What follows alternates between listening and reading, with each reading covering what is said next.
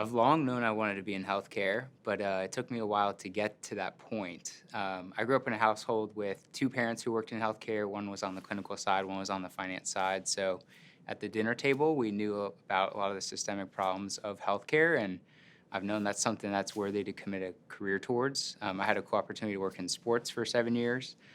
So I used some of that experience and growth that I had in that industry, and I'm hoping to bring that into healthcare now. Previously, I worked as a nurse, a pediatric nurse, for a little over 4 years. And I started to realize that I was really frustrated with the system. Decisions were made, and oftentimes they were made on the administrative side. And there wasn't a great communication line or even a tool to communicate between the clinicians and then the administrators. A lot of the nurses that I worked with, we would all complain about, why is this happening? Why is this happening? And I have a really hard time just sitting still and accepting the status quo. And so I decided to do something that was a little outside my comfort zone, and I started to look into business school. And a lot of my colleagues, when I told them that I was thinking about an MBA, they asked why I thought I was going to the dark side. And that was when I decided that I had to do it. Healthcare companies really look for students that care about healthcare. Healthcare has a lot of different challenges, and even if you've been in it for 40 years, you don't know everything. There's this idea that you have to know everything about the healthcare system in order to go into healthcare, or you have to have experience in the healthcare system. And that's simply not true. They're looking for someone who's a problem solver and can ask great questions. I've always said if I could have a superpower, it would be to ask great questions. Yes, you might have a leg up if you are a clinician and you're going into the healthcare field, but I believe that every healthcare company is just looking for people that are passionate about wanting to create change. And so being able to ask the right questions and lean on experts around you, that's, I think, the biggest challenge. The Thanksgiving break is the biggest opportunity to really prepare yourself for that recruiting cycle.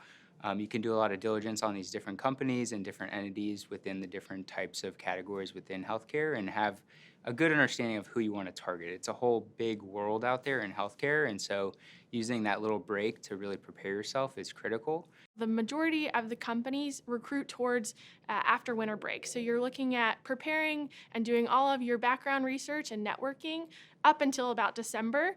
And then when you come back from winter break, you start doing those first round interviews with a lot of companies.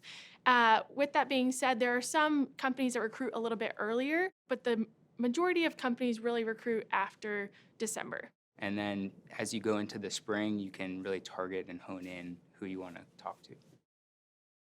With interviewing, there oftentimes is, of course, the behavioral interview aspect. A lot of them are moving towards having case interview aspects.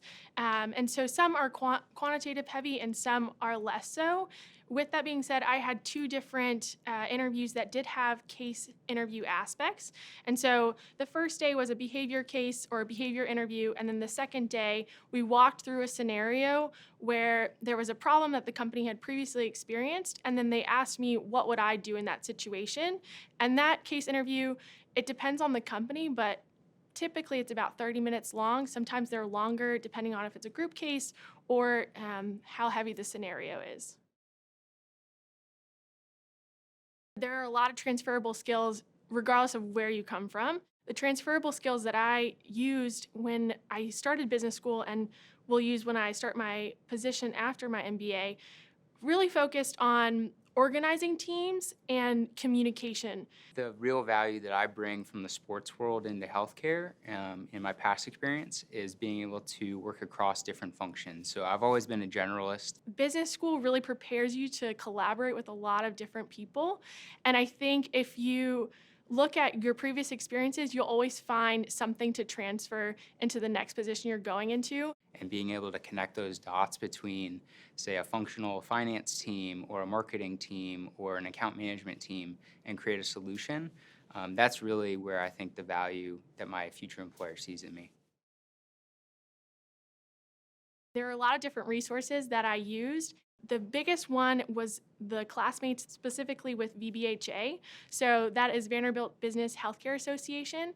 And this past year, I was the president of the club. And so it was a great opportunity to just meet with my classmates. The intersection of conversations I've had with CMC, with alumni, and with people in the industry, coupled with what I've read myself. In addition to that, there's a lot of alums that are in Nashville and then across the US. And so I would say the biggest piece was definitely networking for me. So you might be wondering what you need to do to prepare for your MBA experience. And a lot of people will say, just sit back, relax, and go travel. For me, I felt very anxious before I started the program. And I think what really helped with those nerves was just doing a little bit of research on different companies that are out there. So that when I started, I felt like I had an idea of companies that I was interested in. And then I had a list of companies that I thought maybe. And then I had companies that were just not anywhere on my radar. And I think doing that legwork of figuring out what you want and kind of creating those boundaries will really help you save time and feel confident in what you want to do. The biggest thing you can do to prepare for recruiting out of an MBA cycle is really understand your strengths and keep your eyes wide open as you get exposed to a lot of different functions through the MBA program. So really understand where you're gravitating towards, where do you think your skills can be most best applied, and really just be thoughtful about that. In addition to that, I also was a part of Forte. I attended the conference, which is a leadership conference for women over the summer. It's a great foundation where a lot of women support other women starting their business programs. And in that experience at the conference, it's about a 2-day event. There's a lot of workshops that helped me focus on what I needed to prepare for business school, but then I also was able to meet with a lot of different companies through their expos and just start those conversations.